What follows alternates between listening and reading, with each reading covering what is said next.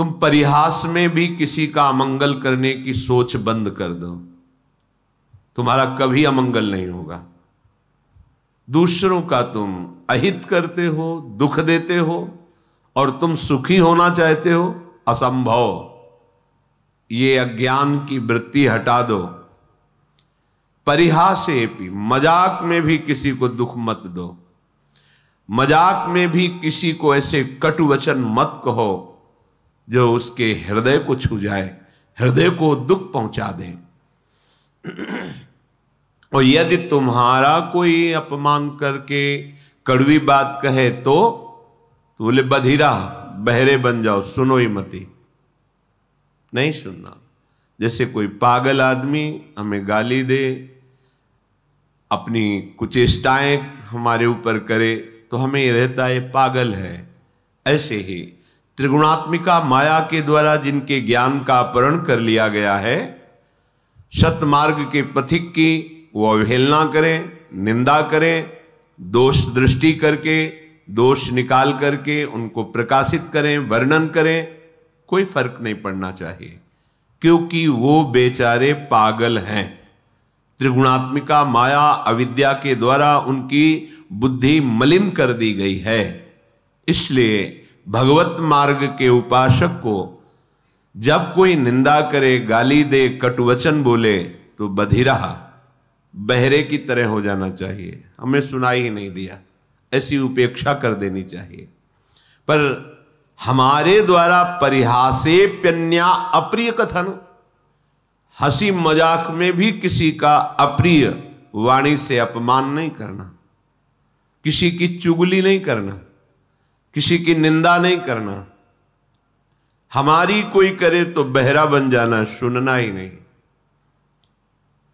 पूज्यपाद शिवड़िया बाबा जी महाराज कहते हैं, जब तुम्हारी भाषा में तुम्हारे को कोई अपमानित करे, निंदा करे, तुम ऐसे सुन के निकल जाओ जैसे विदेशी भाषा में जिसका आपको ज्ञान न हो, और वो फिर आपको कटुवचन अपशब्द कहे, तो आप ऐसे सहज में निकल जाए, आपको पता नहीं क्या बोल रहा है।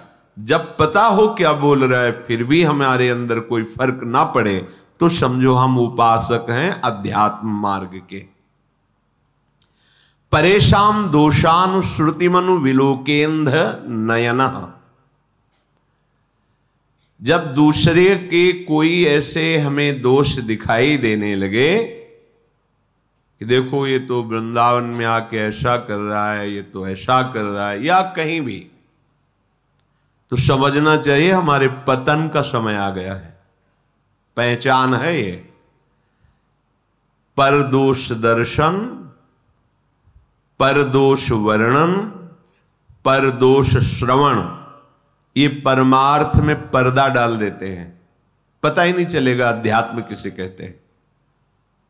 ध्यान से सुन लीजिए, साधन चल रहा है पर ये असाधन होता है, इसीलिए भगवदानंद की अनुभूति नहीं होती।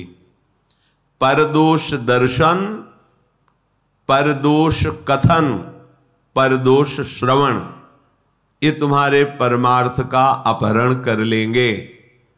इसलिए परेशान दोषानुश्रुतिमनु विलोकेंध नयनः, दूसरे के दोष ना तो आंखों से देखने हैं, ना श्रवणेन्द्रिय से सुनने हैं, ना वाणी से कहने हैं। यदि ऐसा करोगे तो तुम्हारा भगवत मार्ग रुक जाएगा।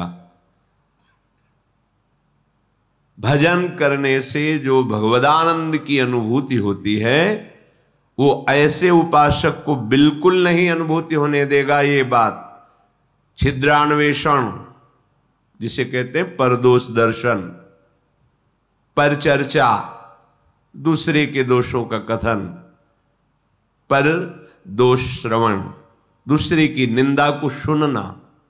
हम भगवत मार्ग के पथिक हैं, हमें बिल्कुल सावधान रहना है। ये बात जहां होने लगे, जो व्यक्ति करने लगे, जोर से बोलो राधा राधा और चल दो, उससे तुम्हारा मंगल नहीं होने वाला। उस व्यक्ति से जो परदोष दर्शन करता है, परदोष वर्णन करता है, परदोष श्रवण करता है। श्रीपाद कह रहे हैं, शिलावन्निश्चेष्टः परवपुषी बाधा लव विधौ। जब तुम्हें कोई कष्ट पहुंचावे तो पत्थर सरीखे हृदय के हो जाओ, कठोर हृदय, सह जाओ चुपचाप। जैसे पत्थर में चोट पहुंचावे तो कोई फर्क नहीं पड़ता, ऐसे ही तुम्हारे ऊपर कोई फर्क नहीं पड़ना चाहिए। ये भगवत प्राप्ति के लिए सहनशीलता अनिवार्य है।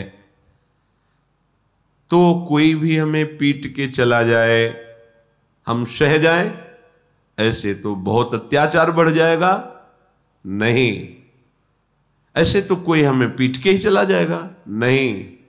तुम्हारे समीप भगवद आश्रित हो, भगवान का रक्षा कवच लगा हुआ है। करो सदा तिनके रखवारी, जिम बालक राखे महतारी।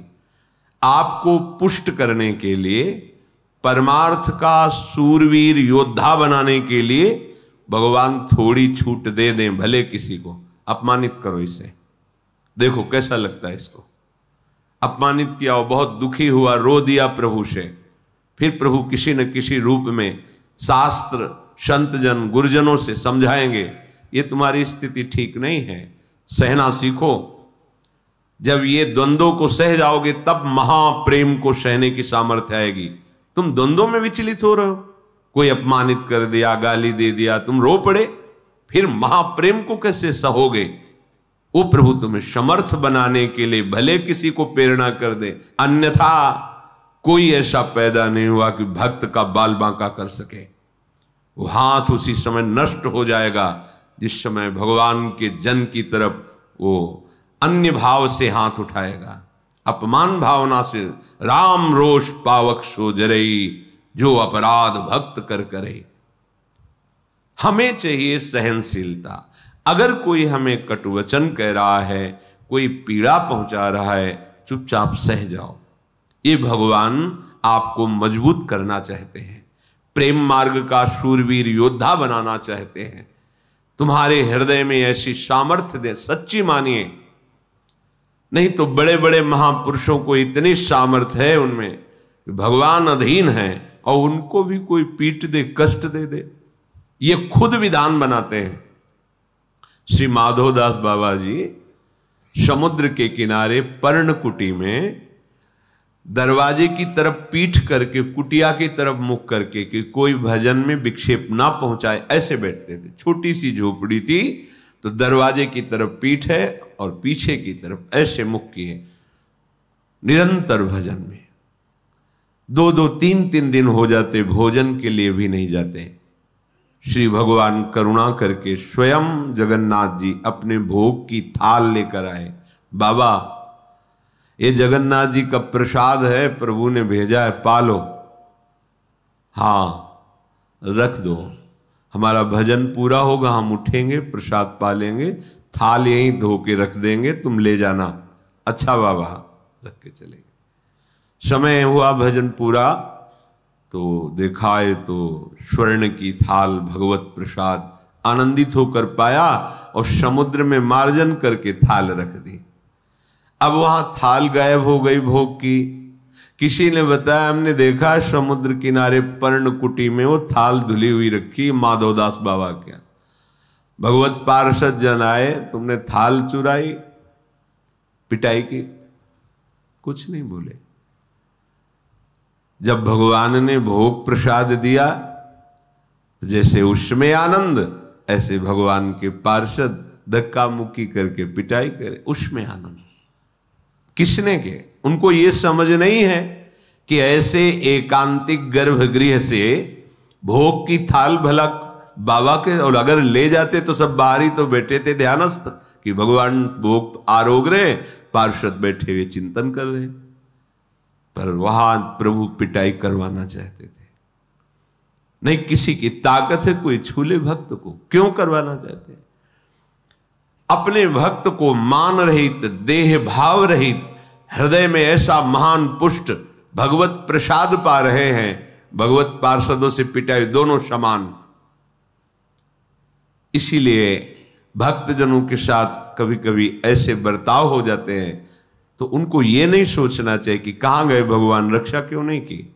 वो चाह रहे हैं तुम इतने सहनशील बनो, तुम इतने महान हृदय वाले बनो। तो हमें तो पीड़ा हो रही है और हम महान हृदय वाले बने, हमारा तो अपमान करा दिया, फिर तुम शरणागत किसके हुए, समर्पण तुम्हारा किसका हुआ। ये शरीर जड़ है, इसी में तदात्म होने के कारण दुख सुख का, जन्म मृत्यु का ये महान बंधन प्राप्त हुआ है। भगवान कृपा करके इसी तदात्म को मिटाते हैं।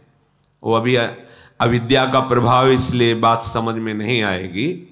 जैसे सांप की केचुल में कितनी भी पीड़ा दो, सांप को कोई पीड़ा नहीं होती, केचुल अलग है, वो अलग है। ऐसे ही आत्म तत्व में ना तो किसी दिव्यास्त्र का, न किसी अग्नि आदि का प्रभाव होता है, क्योंकि वो दिव्य स्वरूप है। नैनम छिन्नन्ति शस्त्राणि नैनम दहति पावकः न चैनम क्लेदयन्त्यापो न शोषयति मारुतः। ये हमारा स्वरूप है। हम अपने स्वरूप को भूलकर जो देह भाव में मान अपमान, सुख दुख, लाभ हानि, जन्म मृत्यु को प्राप्त हो रहे हैं, उपासक को इसी ममता, इसी आसक्ति से हटाकर प्रभु समता में, स्वरूप में स्थित करते हैं। वो जगत गुरु हैं, वो सर्व रूप में हैं। वो काहे को हमें कष्ट देंगे, हमारा माना हुआ भ्रम नष्ट करते हैं। सच्ची मानिए तो श्रीपाद कह रहे शिलावन निश्चेष्ट पर वपुषि बाल लव विधो। जैसे किसी पत्थर पे चोट पहुंचाए तो कोई फर्क नहीं पड़ता, ऐसे ही उपासक को होना चाहिए। श्री अनंग बोधाश्रम स्वामी जी महाराज फतेहपुर जिला में अश्विनी घाट गंगा किनारे बड़े महापुरुष थे।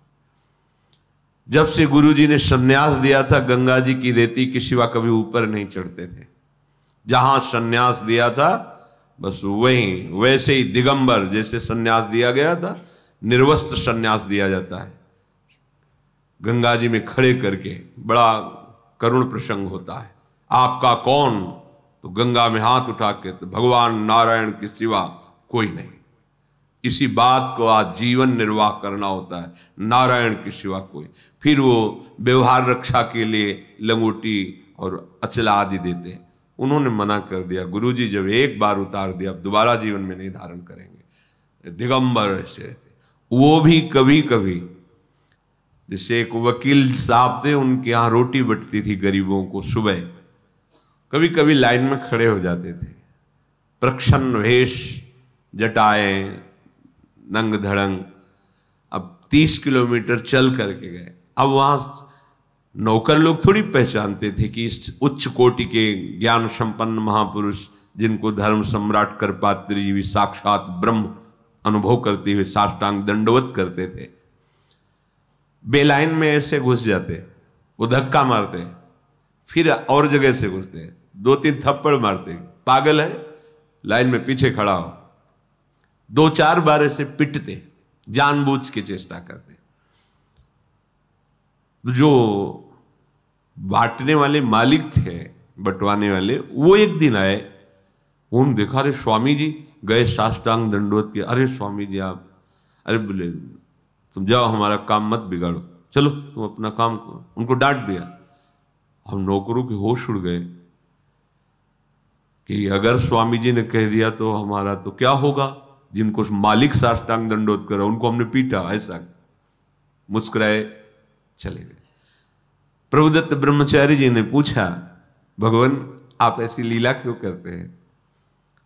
तो उनका कभी कभी देखा जाता है अपने मन को कि अब कैसा लगता है, जानबूझ के महापुरुष जन अब कैसा लगता है। और यहां पूरी सावधानी की, इतना भी अपमान न हो जाए। सुरक्षा कर रहे हो उसकी जो तुम्हें भगवत प्राप्ति में बाधा पहुंचा दे। और ये महापुरुष जो भगवत प्राप्त है, कि कभी कभी जैसे होता है ना कि आज मनोरंजन करते हैं, चलो, तो वो कभी कभी, अब मन की स्थिति क्या है, हम डरते हैं अपमान से, निंदा से। वो कह रहे नीचा अपमानम शुद्धा, नीच पुरुषों द्वारा किया अपमान परमार्थ के पथिक के लिए अमृत है। सम्मानम कलयाति घोर गर्णम, सम्मान ये घोर विष है। तो कैसी अविद्या, हम विष को तो अमृत के समान पीते हैं और अमृत को विष मान लेते हैं। इसलिए कह रहे शिलावन निश्चेष्टा पर वपुषी बाधा लव विधो। तुम्हें कोई भी बाधा एक क्षण के लिए भी अंदर स्वीकार नहीं करनी चाहिए, बाहर से चाहे जितनी। देखो आपका अहंकार ये बात बर्दाश्त नहीं करेगा, ये अविद्या है, अज्ञान है। जब आप अपने स्वरूप में स्थित होंगे तो दूसरा कोई है ही नहीं। जिसे होता है कि फिर तो दूसरों को बहुत प्रोत्साहन मिल जाएगा, जब जो चाहेगा, ऐसा नहीं है। ये सृष्टि ईश्वर के द्वारा शासित है। लाखों लोगों में अलग अलग चेष्टाएं, अलग अलग भाव, लेकिन सबका शासन वो ईश्वर कर रहा है। नहीं जो विश्व में अपने को ही केवल तो वो सबका नाश कर दें, नहीं कर सकते। जितना उनके द्वारा विनाशकारी चेष्टा होनी है, क्योंकि विनाश का भी क्षेत्र भगवान का ही है। अगर सृजन का है, पालन का है, तो संहार का भी है। उतना ही कर सकता है, आगे नहीं। हजारों पशुओं में सिंह उसी को पकड़ेगा जिसका आहार निश्चित हो गया है। पूरा विधान से चलता है, ऐसा नहीं कि मनमानी यहां सब कुछ हो रहा है। सृष्टि में पूरा विधान से हो रहा है। कर्मों का जाल बिछा हम अज्ञानी जीव वर्तमान की बात को देख करके केवल अनुमान लगाते हैं हमारे साथ गलत हुआ। लेकिन आप इसी जन्म की बातें अपनी देख लो, फिर आप देखो कि अगर इसका दंड ये, इसका दंड ये, इसका दंड ये, तो मेरी दुर्दशा क्या होगी। हम लोग अनजाने में, अज्ञान में बड़े बड़े अपराध कर देते हैं। एक लक्ष्मण रेखा सी वो आती है ना, चींटियां कीड़े ये हमारे घर में ना रहे, खींच दी। सैकड़ों चींटी, सैकड़ों जीव मर गए। ये क्या हो रहा है? तुम्हें नहीं समझ में आ रहा है? अपराध बन रहा है। सब में परमात्मा तत्व विराजमान है। जैसे पृथ्वी में रहने का तुम्हारा अधिकार है, ऐसे तो जीवों का अधिकार है। छिप के लिए मार डालो, निकाल के बाहर फेंको, मार डाला, कुचल डाला ईंट से, ये क्या है? क्या उसका अधिकार इस सृष्टि में जीने का नहीं? तुम मनुष्य शरीर में हो तो केवल तुम्हारा ही अधिकार है। बहुत से ऐसे जिनको हम पाप नहीं समझते हैं, हमारे द्वारा बहुत से ऐसे अनर्थ होते रहते हैं। सोचो, एक तितली की गुदा में खेल खेल में कांटा ऐसे गाड़ कर छोड़ दिया मांडव्य ऋषि, उनको दंड मिला सूली की सजा। और जैसे छोड़ दिया तो वैसे सूली निकली नहीं, काटी गई। महाभारत में स्पष्ट भगवान व्यास देव जी ने लिखा है। आप कितने जीवों की हत्या करते हैं, आपको दर्द होता है? अरे एक चींटी भी वही है ईश्वर जो तुम्हारे हृदय में, जो एक हाथी के, जो एक बड़े से बड़े के हृदय में ईश्वर, वो वहां बैठा हुआ है। क्या जाता है? आप अपनी सुरक्षा कीजिए। आप ऐसी जहरीली चीजें जिससे लाखों जीव, जो गुजरेगा उससे मर जाएगा, छोटा मोटा सब जीव। अरे कोई चींटी बना, कोई कीड़ा बना हुआ है, वो हम ही आप हैं। कर्म के परिणाम स्वरूप हमको ऐसी योनियां मिली हैं। अपने को लगता है हमने तो पाप किया ही नहीं, हमें दंड क्यों मिलता है? ईश्वर है, सर्व सामर्थ्यशाली है। बिना आपके कर्म बिगड़े आपको दंड मिल ही नहीं सकता। अगर हम ऐसा मानते हैं तो हमें सहना चाहिए। अगर हम नहीं मानते हैं तो नया कर्म फिर ऐसा बन जाएगा जो आगे हमें और नष्ट करेगा। इसलिए शिलावन निश्चेष्टा, जैसे हमारे शरीर में कर्म परिणाम से जब फोड़ा होता है और वो पकता है और भीषण कष्ट देता है तो हम सहते हैं। हम डॉक्टर के पास जाके पैसे भी देते हैं, कष्ट भी सहते हैं, पर उसका ऑपरेशन करवाते हैं। ऐसे ही हमारा बुरा कर्म जब हमारे ऊपर आता है, वो किसी न किसी विधान में दंड हमें देता है, हमें चुपचाप सह लेना है। राधा राधा राधा, तो वो नष्ट हो जाएगा और आगे परम मंगल परम सुख का विधान हो जाएगा। कदा वत्स्याम्यस्मिन् हरिदयित वृंदावन बने। आहा, मैं हरि के प्यारे या दैत प्राण प्यारे युगल सरकार के नित्य लीला स्थली बिहार स्थली वृंदावन में इस प्रकार कब रहूंगा। किसी की बुराई नहीं करूंगा, बुराई नहीं सुनूंगा, बुराई नहीं देखूंगा। अगर कोई हमें गाली आदि अपमानित करता है, मैं प्रसन्न मुद्रा में सहूंगा। अगर नहीं प्रसन्नता से तो राधा राधा कह के चुपचाप चल दो वहां से, प्रतिकूलता मत पैदा करो।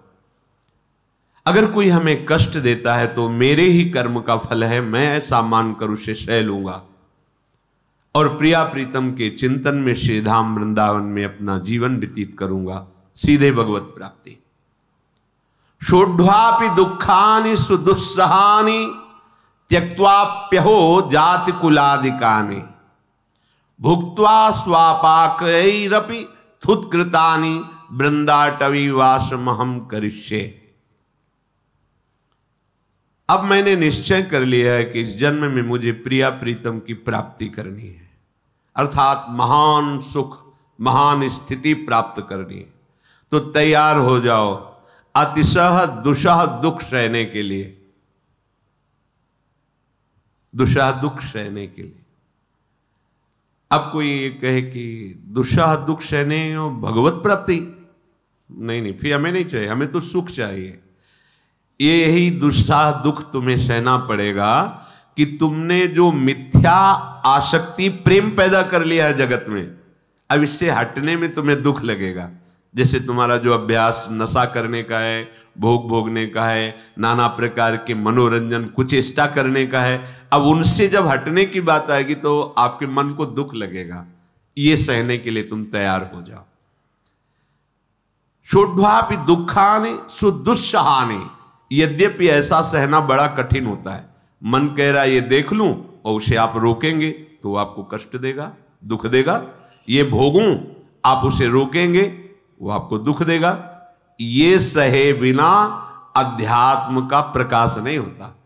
इसीलिए बातें बनाने वाले लोग जैसे बड़ी ऊंचाई के प्रश्न करते हैं और जब उनका दर्शन करते हैं तब लगता है ककहरा नहीं आता परमार्थ का, और बात करते हो बहुत ऊंचाई की। जब तक तुम्हारे अंदर संसार में सुखद भोगों को सत्य मानकर भोगने की लालसा है तब तक तुम अज्ञानी ही हो, चाहे जितना ज्ञान बघारो। स्वात्मा रामम, जो आत्मा राम पुरुष ज्ञानी जन है, विषय मृग तृष्णा में कभी भ्रमित नहीं होते। ये झूठे हैं। जैसे वमन कोई खाने की इच्छा नहीं करेगा, ऐसे ज्ञान जिसके हृदय में जागृत हो गया है, किसी भी इंद्रिय के विषय के भोग उसे आकर्षित नहीं कर सकते। तो इसी आकर्षण में जब हमारी आसक्ति हो गई है और उससे जब हमको हटाया जाएगा तो बड़ा दुख महसूस होगा। जैसे खेलते हुए बालक को, धूल दूषित बालक को माता उन खेलों से निवृत्त करके सुंदर स्नान करके सजाकर अपनी गोद में बैठाल कर अपने वक्षा स्थल का परम पवित्र दुग्ध पान कराने की चेष्टा कर रही है, पर बालक को लगता है कि मुझे दुख दिया जा रहा है, मेरे खिलौने छीने जा रहे हैं, मुझे खेल से हटाया जा रहा है। पर वो ये नहीं जान रहा कि ये माँ का विशुद्ध प्यार है। ऐसे ही मेरे परम वात्सल्य समुद्र सदगुरुदेव हरि, इनका विशुद्ध प्यार है। मुझे इस माया के खिलौनों से, काम क्रोधादि की गंदगी से हटाकर मुझे दिव्य आनंद में ले जाने के लिए, अपने प्रेमामृत का पान कराने के लिए इससे बिलक करते हैं। तो जो हमें दुख होता है उसे सहना पड़ेगा।